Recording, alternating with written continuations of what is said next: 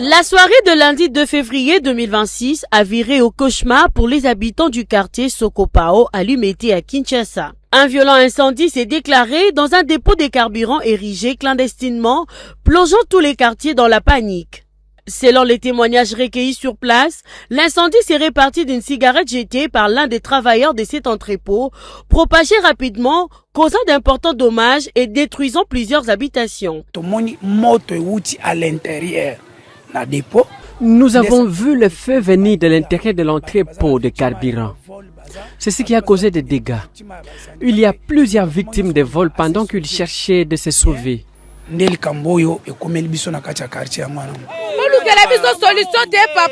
Trouvez-nous la solution. Si nous habitons dans cet endroit, c'est par misère, ce n'est pas par la joie.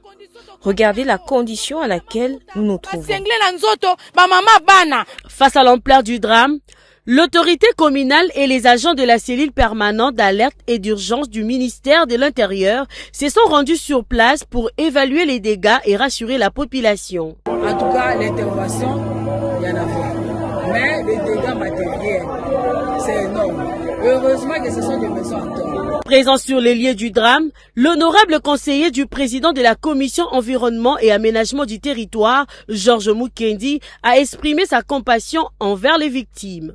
Nous avons constaté qu'il y avait eu négligence parce qu'avant qu'on puisse occuper l'espace, on suppose qu'il y avait eu autorisation de la commune ainsi que du responsable du quartier.